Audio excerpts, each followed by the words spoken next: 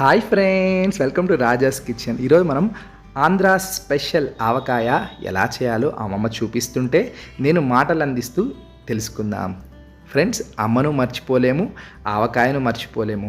అమ్మ ప్రేమ ఎంత గొప్పదో ఆవకాయ రుచి అంత మధురమైనది. అలాంటి ఆవకాయని వేడివేడి అన్నంలో వేసుకొని కొద్దిగా నెయ్యి వేసుకొని తింటే ఆహా అద్భుతంగా ఉంటుంది కదా. అలాంటి ఆవకాయ మీకు కావాలా? అయితే ఇంకెందుకు ఆలస్యం, రెసిపీలకు వెళ్ళిపోదామా. ముందుగా మనం మ్యాంగోస్ అంటే మామిడికాయలు సెలెక్ట్ చేసుకోవాలి. పచ్చి మామిడికాయలు పండకుండా ఉండాలన్నమాట, అంటే గట్టిగా ఉండాలి.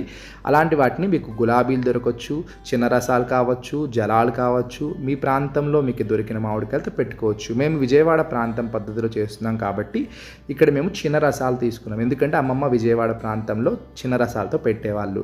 అలా చిన్న రసాలు ఒక 25 కాయలు తీసుకొని మేము ఈ విధంగా నీళ్ళల్లో వేసి నైట్ అంతా నాననిచ్చామన్నమాట.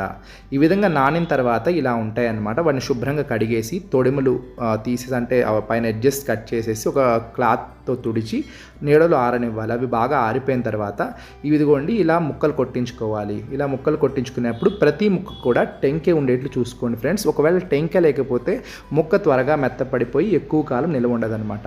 ఇలా కొట్టిన వాటిని మనం శుభ్రంగా ఇంటికి తీసుకొని వెళ్ళి శుభ్రంగా దానిపైన ఉన్న పొరను తీసేసేయాలి. అలానే జీడి అని ఒకటి ఉంటుంది, అంటే టెంకే లోపల ఉంటుందన్నమాట. ఆ జీడిని కూడా తీసేసేయాలి. అది మంచిది కాదంటారు. అవి తీసేసేసి అవి మొత్తాన్ని ముక్కలు మళ్ళీ తుడుచుకొని ఒక క్లాత్ పైన ఒక బుట్టలో వేసుకొని కొంచెం పక్కన ఆరనివ్వాలి. ఈ ముక్కలు మాకు సుమారుగా 4 కేజీల పైన 300 గ్రాములు అయినాయి ఫ్రెండ్స్. దీనికి అమ్మమ్మ చెప్పిన కొలతల ప్రకారం 600 గ్రాముల కారం, 300 గ్రాముల ఆవపిండి, 150 గ్రాముల మెంతిపిండి, కేజీ ఉప్పు, అలానే కేజీ నువ్వుల నూనె. 3వ రోజు నూనె కానీ ఉప్పు కానీ కారం కానీ సరిపోకపోతే కలుపుకుంది. ఇక్కడ చూడండి, వెల్లుల్లి 150 గ్రాములు తీసుకున్నాం ఫ్రెండ్స్. వీటిలో సగం క్రష్ చేసి అంటే దంచుకొని వేసుకుందాం, సగం డైరెక్ట్గా అట్లా కూడా యాడ్ చేద్దాం అనమాట.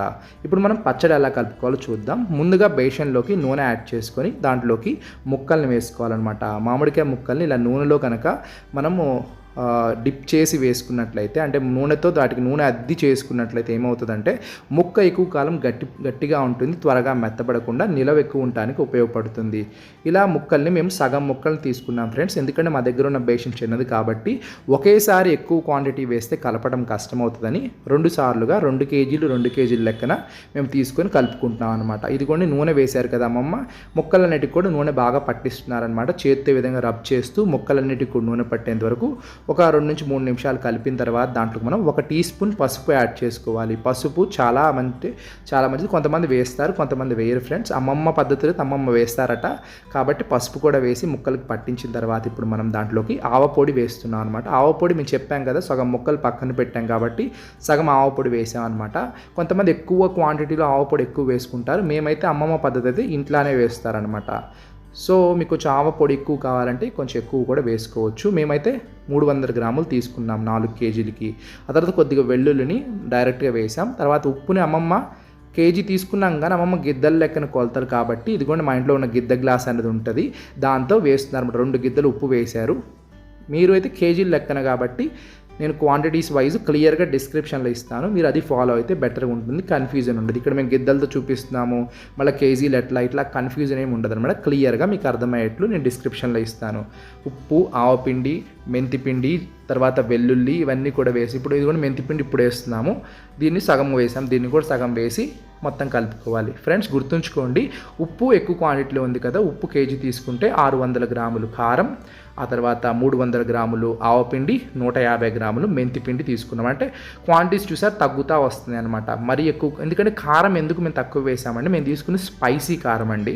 ఇది నేను కలగూరగంప నుంచి తెప్పించాను, స్పైసీ పికిల్ కారం అని చెప్పేసి. మోస్ట్లీ ఉప్పు కూడా కలగూరగంప నుంచి తెప్పించాను, ఆయిల్ కూడా కలగూరగంప నుంచి తెప్పించాను. ఇది ఒక అడ్వర్టైజ్మెంట్ కాదండి, నేను అక్కడ నుంచి తెప్పించుకుంటాను. కొంచెం ఆర్గానిక్వి కాబట్టి నేను అవి వాడుతున్నాను. మనం చేసే ఏ పచ్చడి అయినా సరే మనం వాడే మెటీరియల్ ఏదైతే ఇంగ్రీడియంట్స్ మంచి క్వాలిటీ వాడితే పచ్చడి ఎక్కువ కాలం నిలవ ఉంటుంది, రుచి కూడా బాగుంటుంది అనమాట. తర్వాత ఇదిగోండి 2 గిద్దలు కారం వేస్తున్నారు, మొత్తాన్ని కూడా వేసి ఒకసారి కలుపుకోవాలి. చూసారా కారం ఎంత రంగు ఉందో అలానే ఘాటు కూడా చాలానే ఉంది ఫ్రెండ్స్. మేము చాలా ఘాటుగా ఉంటుందన్నమాట ఈ కారం. పచ్చడి కంటే ఎక్కువ రోజులు నిలవ ఉండేసరికి కారం ఘాటు తగ్గుతుంది కాబట్టి ఇంత కొంచెం ఘాటు ఉన్న కారం వేసుకుంటే మనం గ్రాడ్యువల్గా ఫస్ట్ మంత్లో కొంచెం కారం ఉండొచ్చు, 2వ నెలకి 3వ నెలకి అలా సంవత్సరం ముగించుకొచ్చేసరికి మొత్తం కూడా సప్పగా అయిపోతుంది అనమాట.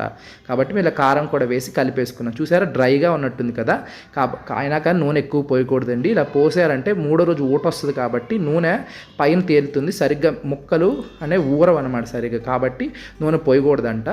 ఇదిగోండి మేము ఇలా డబ్బాలో పెట్టుకున్నాం, స్టీల్ క్యాన్లో పెడుతున్నాం అనమాట. అడుగును కొద్దిగా నూనె వేసేసాం, దానిపైన ఇలా కలిపి పెట్టుకున్న ఆవకాయ ముక్కలు ఏవైతే ఉన్నాయో వాటిని వేసేయాలన్నమాట. ఇదే ప్రాసెస్ మళ్ళీ మిగిలిన ముక్కలకు కూడా చేసామన్నమాట. అది నేను వీడియో పెట్టలో చాలా పొడవైపోద్దని, కాబట్టి ఇలా చేసుకోవాలన్నమాట. ఇదే ప్రాసెస్. ఇది కూడా మొత్తం ఆవకాయ ముక్కలు వేసేసి ఇలా ప్రెస్ చేసుకోవాలి.